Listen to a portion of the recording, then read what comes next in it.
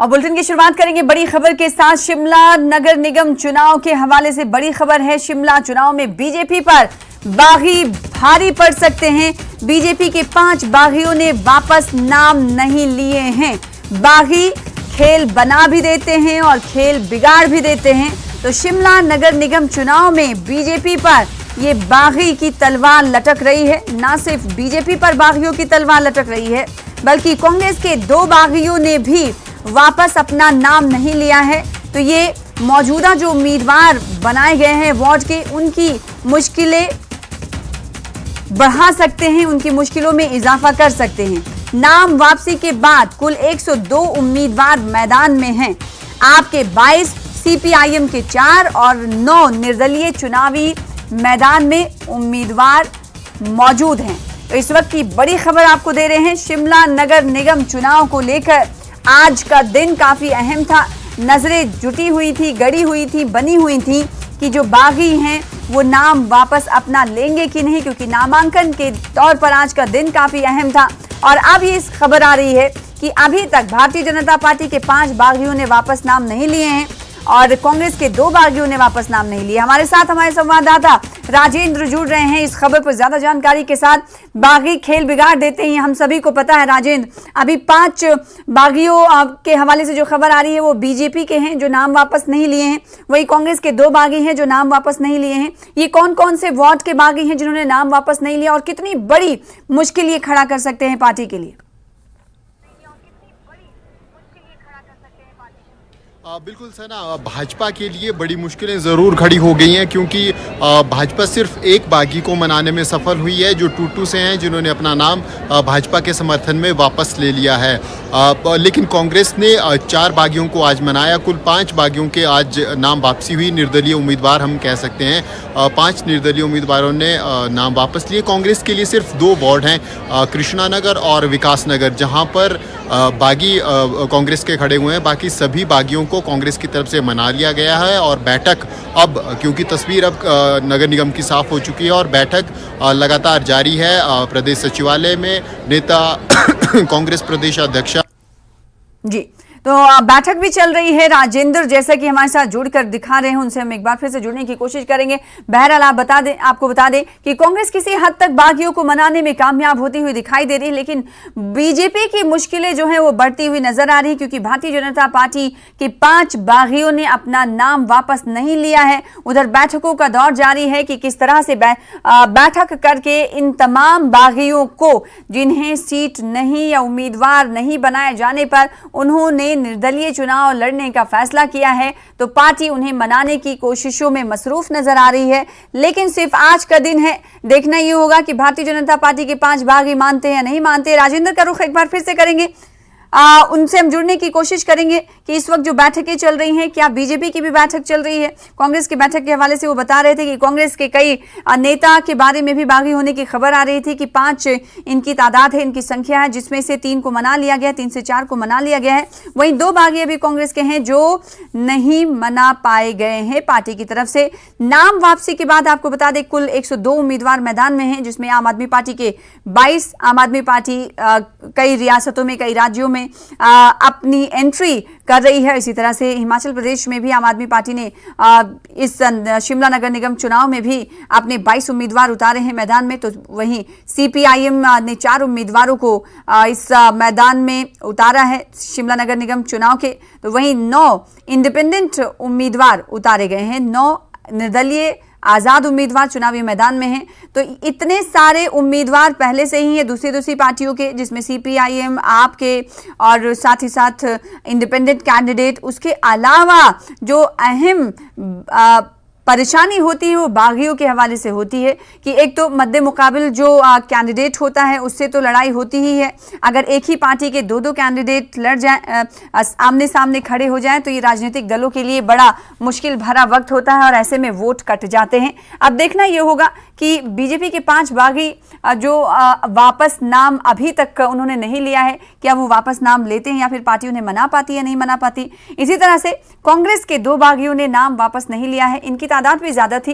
हालांकि कांग्रेस ने कई बागियों को मना लिया है। अब वो सपोर्ट करते हुए जो मौजूदा उम्मीदवार बनाए गए हैं वार्डों के, उनका सपोर्ट करते हुए वोट मांग रहे हैं। मांगने की बात उन्होंने कही है। तो कहा जा सकता है कांग्रेस कहीं ना कहीं थोड़ी सी कामयाब होती हुई दिखाई दे रही है, लेकिन बीजेपी के खाते में कहीं ना कहीं मायूसी नजर आ रही है, क्योंकि बीजेपी के 5 बागी हैं। तो ये 5 बागी अगर अपनों के साथ ही मद्दे मुकाबिल खड़े होते हैं तो जाहिर सी बात है भारतीय जनता पार्टी के से रिश्ता रहा और वो निर्दलीय खड़े हो रहे हैं तो भारतीय जनता पार्टी के वोट काटने की आशंका रहती है। ऐसे में राजनीतिक दलों को काफी नुकसान भी होता है। हमारे साथ राजेंद्र फिर से जुड़ गए हैं, उनका रुख कर लेते हैं। राजेंद्र, आप क्या बता रहे थे कि मीटिंग इस वक्त चल रही है, क्या ये बैठक कांग्रेस की ही चल रही है या फिर बागियों को मनाने के लिए बीजेपी भी कोई अभी मौजूदा वक्त में थोड़ा सा वक्त बाकी है उसमें कोई रणनीति बना रही है? क्या अपडेट है ना? अब कांग्रेस की बैठक चली हुई है। कांग्रेस के तमाम बड़े नेता प्रदेश सचिवालय में इस वक्त मौजूद हैं और मुख्यमंत्री के साथ बैठक चली हुई है। कांग्रेस प्रदेशाध्यक्ष प्रतिभा सिंह भी बैठक में मौजूद हैं और स्थानीय विधायक भी हैं। तो तमाम लोग मंथन कर रहे हैं। जो तस्वीर अब निकलकर सामने आई है नगर निगम चुनावों को लेकर, भाजपा की, आम आदमी पार्टी के और निर्दलीय प्रत्याशियों को मिलाकर कुल 102 प्रत्याशी अब चुनावी मैदान है। भाजपा की तरफ से अगर हम बात करें तो पहली कोशिश में तो भाजपा लगभग विफल नजर आ रही है। जिस प्रकार से बागी भाजपा के चुनावी मैदान में है, केवल एक बागी प्रत्याशी को ही बिठाने में भाजपा सफल हुई है। तो ऐसे में बड़ा चैलेंज अब भाजपा के सामने है, चाहे वो संजौली के इंजन घर बाढ़ की बात हो। ये दावे भाजपा की तरफ से किए जा रहे थे कि पूर्व काउंसलर उनकी है आरती चौहान, उसको मनाने में वो सफल हो जाएंगे, लेकिन सफलता हाथ नहीं लगी। इसके अलावा अब बीसीएस में आम आदमी पार्टी में जो प्रत्याशी गए हैं वो भी भाजपा से ही टिकट मांग रहे थे। इसके अलावा दूसरे निर्दलीय प्रत्याशी कंगना धार में है, वो भी भाजपा से टिकट मांग रहे थे, वो भी निर्दलीय है। हालांकि भाजपा की तरफ से कोशिश जरूर की गई उनको मनाने की, उनसे बात करने की, लेकिन सफलता हाथ नहीं लगी। तो ऐसे में अब मुश्किलें खड़ी है। हालांकि भाजपा की तरफ से अगर हम देखें तो राष्ट्रीय उपाध्यक्ष सौदान सिंह वो भी शिमला पहुंच गए हैं और बैठकों का दौर वो भी लगातार बैठकें कर रहे हैं। लेकिन अब आगे क्या रणनीति बनाते हैं ये अब देखने वाली बात होगी। इसके अलावा विशेष तौर पर श्रीकांत शर्मा को उत्तर प्रदेश से विधायक हैं, मंत्री रहे हैं, बड़े नेता हैं, उनको विशेष तौर से जिम्मेदारी दी गई है नगर निगम चुनावों की। अब वो उनका रोल क्या रहता है ये भी अब देखने वाली बात होगी, क्योंकि बड़ा चैलेंज भाजपा के लिए इन नगर निगम चुनावों में है। एक तो सत्ता कांग्रेस की है विधानसभा में और लगभग 4.5 वर्ष से अधिक का समय अभी कांग्रेस के पास है, प्रदेश सरकार के पास है। तो ऐसे में एक एज कांग्रेस लेना चाहेगी इस कार्यकाल का भी, और दूसरी भाजपा बिल्कुल। और साथ ही साथ ये देखना होगा कि चुनाव प्रचार में जब ये तमाम नेता जाएंगे, जो कि स्टार कैंपेनर्स की लिस्ट भी जारी हो गई है, क्योंकि इस हवाले से हमने देखा था कि कैबिनेट मंत्री की तरफ से कहा गया कि चूंकि राष्ट्रपति का दौरा हिमाचल प्रदेश का था तो उसमें मसरूफ थे, इसलिए वो चुनाव प्रचार के लिए मैदान में नहीं उतर पाए। तो अब देखना ही होगा कि जब चुनावी राजनीतिक दल चुनाव प्रचार के लिए इलाकों में जाएंगे, वार्ड्स में जाएंगे, तो वो क्या कुछ जनता से वादे करते हुए दिखाई दे रहे हैं। पहले के मुकाबले सीट्स जो हैं वो कम कर दी गई हैं, 34 कर दी गई हैं। इसे बढ़ाने का इल्जाम भी जयराम ठाकुर सरकार पर लगता रहा, क्योंकि उन्होंने बढ़ा दिया था। बहरहाल 34 वार्डों के लिए 102 उम्मीदवार मैदान में है। अब देखना ये होगा कि बागी खेल बिगाड़ते हैं, किस तरह से उन्हें मना सकती है पार्टी, क्या उनको कुछ फायदा होगा या नहीं फायदा होगा, ये देखने वाली बात होगी। बहुत शुक्रिया।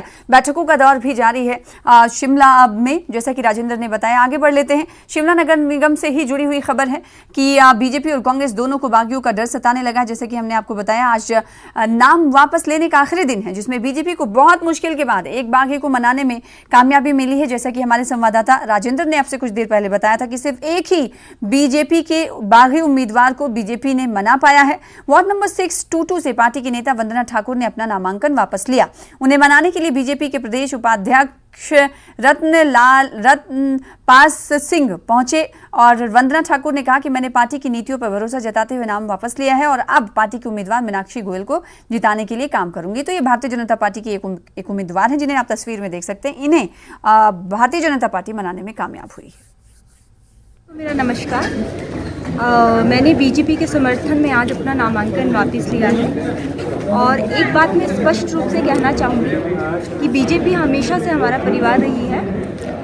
राजनीति में आने का प्रेरणा मेरी अरुण जी है, जिनके माध्यम से मैं बीजेपी से भी जुड़ी हूँ। तो उसी वजह से मैंने नामांकन भी दायर किया था, जो मैं आज बीजेपी के समर्थन में वापस लेती हूँ। बीजेपी ने हमें प्रतिष्ठा दी है, तो हमें इलेक्शन जीतने के बाद पद की कोई लालसा नहीं है।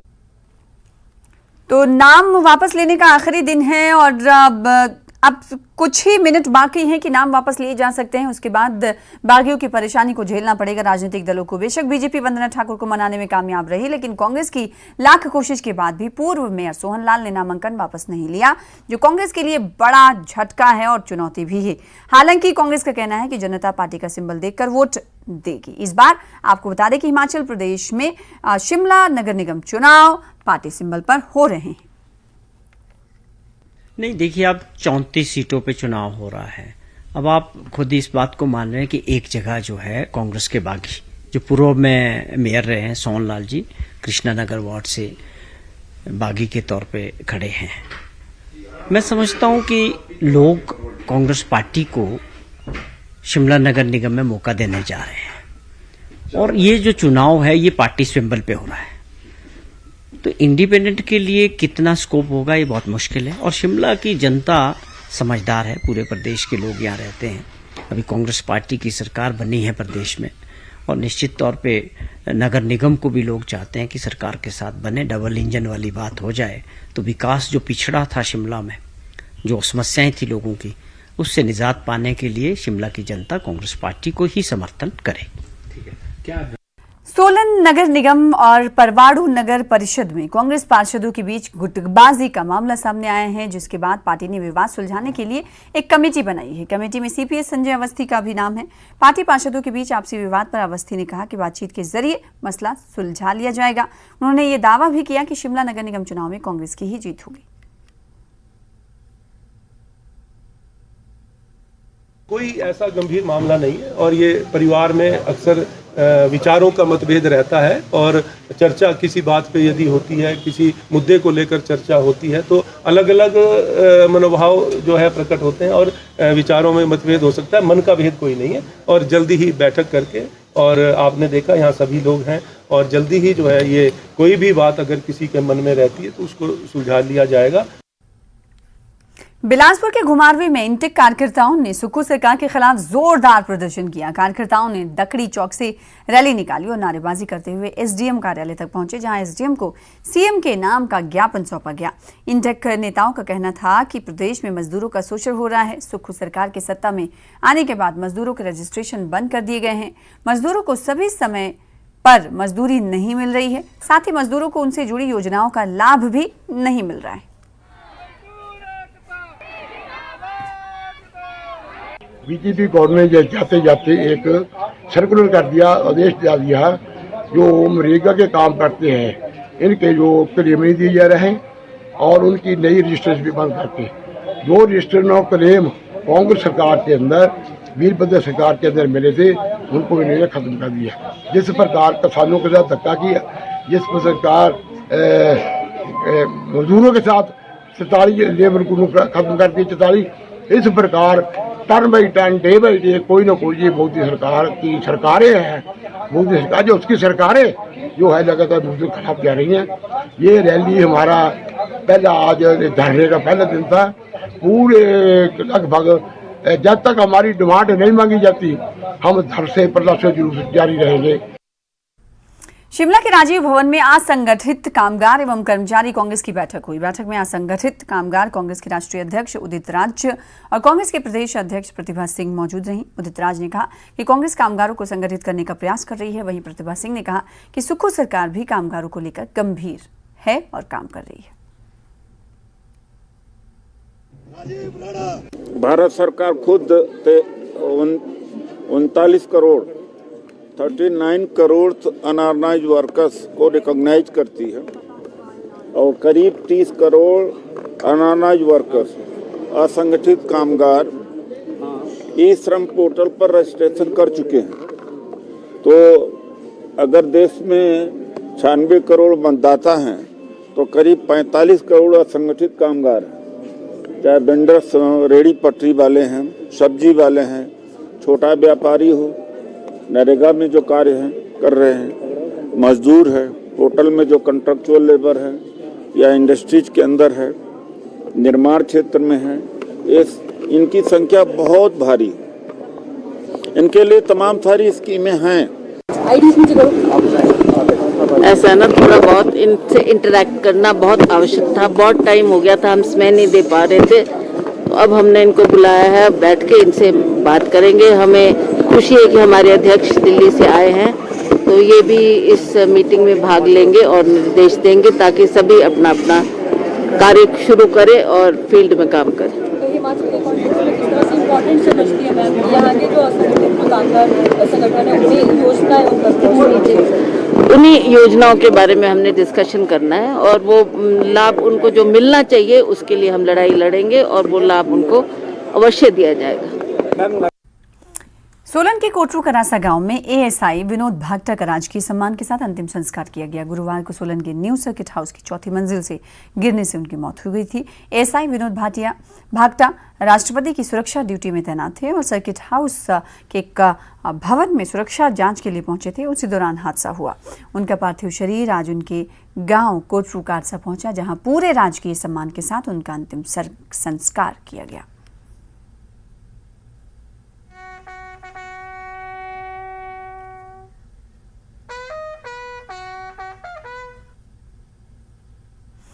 चार दिवसीय हिमाचल दौरे के बाद राष्ट्रपति द्रौपदी मुर्मू आज वापस दिल्ली लौट गई हैं। उन्हें कल्याणी हेलीपैड पर गरिमापूर्ण विदाई दी गई। विदाई समारोह में राज्यपाल श्री प्रताप शुक्ल और सीएम सुखविंदर सिंह सुक्खू मौजूद रहे। इसके अलावा विधानसभा के अध्यक्ष कुलदीप सिंह पचानिया, स्वास्थ्य मंत्री धनीराम शांडिल, शिक्षा मंत्री रोहित ठाकुर भी राष्ट्रपति को विदा करते हुए कल्याणी हेलीपैड पर मौजूद रहे।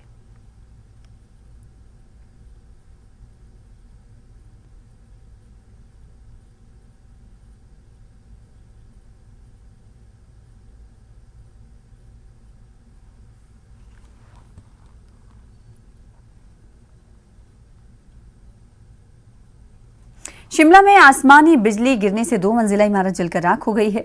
हादसा शिमला के जाखू मंदिर इलाके में हुआ। यहां बीती रात 12 बजे के करीब एक 2 मंजिला इमारत पर बिजली गिरी, जिसके बाद लगी आग में मकान राख हो गया।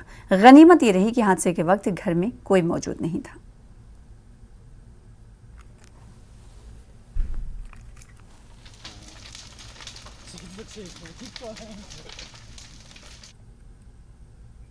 धौलाधार की ऊंची चोटियों पर बिजली गिरने से 60 भेड़ और बकरियों की मौत हो गई है। बिजली चकबंद धार इलाके के रोहरी धार में गिरी। मौसम खराब होने से पहले निकू राम नाम के एक चरवाहा अपनी भेड़ बकरियों को लेकर यहां पहुंचा था। आसमानी बिजली से उसकी भेड़ बकरियां जलकर मर गईं। खबर पाकर प्रशासन की टीम मौके पर पहुंची और पीड़ित को 10,000 रुपए की मदद की राशि दी, लेकिन 60 भेड़ बकरियों की मौत से निकू राम को जो नुकसान हुआ उसके लिए उसने प्रशासन से उचित मुआवजे की मांग की है।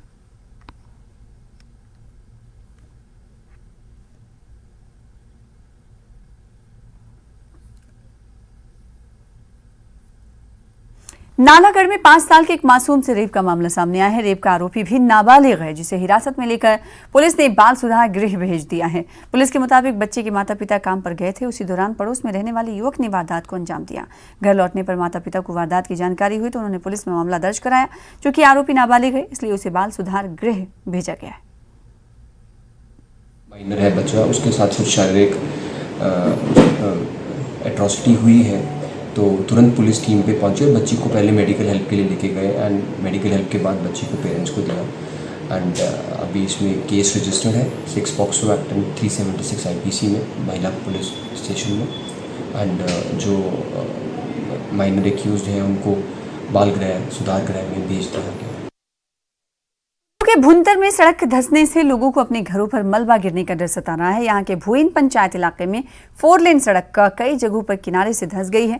2 दिन तक हुई बारिश के चलते कई जगहें सड़कों पर मोटी दरारें बन गई हैं, जिससे अब नीचे के गांव में रह रहे लोगों को अपने घरों पर खतरा मंडराता दिख रहा है। अगर मलबा गिरा तो कई घरों को नुकसान हो सकता है, जिसे लेकर लोग प्रशासन से फौरन जरूरी कार्रवाई की मांग कर रहे हैं।